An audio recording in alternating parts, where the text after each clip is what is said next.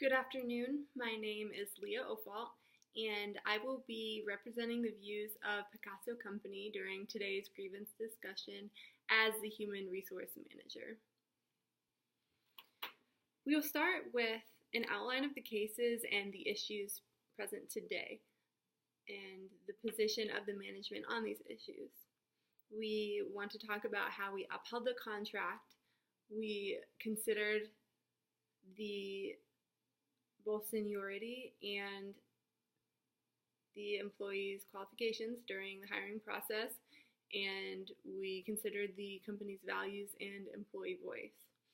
After all this, we want to develop a plan of action to make sure that it does not happen again.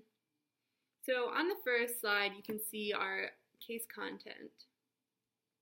Both the employees and the factory manager wanted a specific set of qualifications when the new job for the shift leader opened up. They wanted someone that was approachable, that had great interpersonal skills, and just someone that would help them and offer suggestions. So we had two applicants, Robert Elder and Mary Younger. Robert Elder had more seniority, but Mary Younger had just as much qualifications. She could have been a machinist first class, but there were no openings.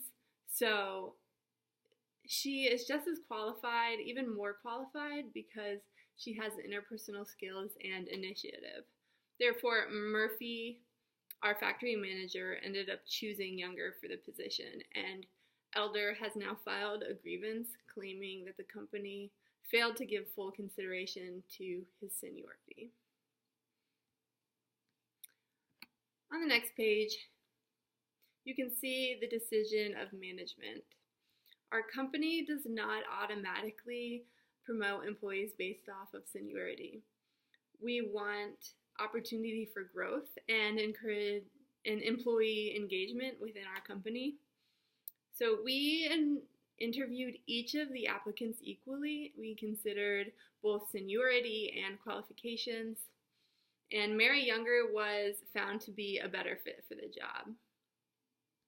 I'm going to go on to the next slide to explain how our determination does not violate the contract. So section 20.1 we see is not applicable, so we will move on to 20.4, which says that full consideration of seniority and qualifications must be given. So on the next slide, I'll show the hiring process and how we did give consideration to seniority. Here you can see the list of qualifications that employees and management wanted, and how Younger possessed so many more. Even including seniority, she was just above and beyond what the employees wanted and what the management wanted. And she, like I said before, she possessed all the qualifications to be a machinist first class. So we gave full consideration to seniority, and Elder was given an opportunity for the job. He was interviewed, had the same process, and he just did not fulfill the criteria. On the next slide, you can see that Younger was a more qualified candidate, even with seniority on Elder's side. We found that the skills Younger possesses to be an integral part of management in our company. We believe that selecting Younger as shift lead will improve our employee welfare. And we could not have reached the same conclusion with Elder. So the choice is consistent with our company values. And we continue this on to the next slide. We'll not ignore other considerations like other managers have done in the past. During Elder's time with us, we encouraged him to work on his interpersonal skills. We asked him if he'd like to work on a machine where he would get to know some of the employees, and he chose not to, whereas Younger works that machine now. So we just found that this style of leadership leads to a greater organizational commitment among the employees. and that leads to better retention rates, greater worker satisfaction, and a better performance among employees. On the next slide, you can see that we want to work together with the union to ensure that the employees' voices are heard. We asked the employees for a list of what they wanted, and we didn't intend to ignore them.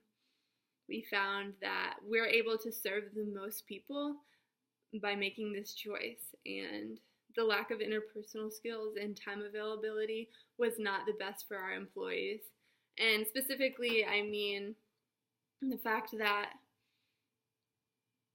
Elder was in a carpool, so he wasn't able to give as much time, and Younger was found just to have better time availability. Lastly, we continue to we will continue the hiring process as our plan of action.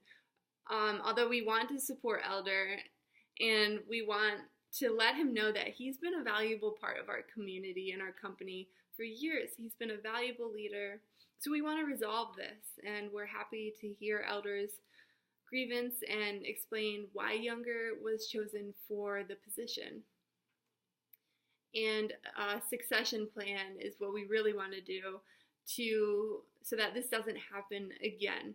It's consistent with our contract for leadership. Next time someone is hired, we'll already have someone qualified and chosen by management to take on the role in our company. So to conclude on the last slide, management's position is to support the hiring of Mary Younger as the shift leader. This decision, we believe, is fair and is considerate. We followed the contract, giving full consideration to seniority and qualifications, and we came to the conclusions that Mary Younger is the best candidate. It's in line with our contract, our company values. It allows employee voices to be heard and implemented, which we believe the union is also working towards. So we hope to resolve this in a fair and civil manner. Thank you for your time today.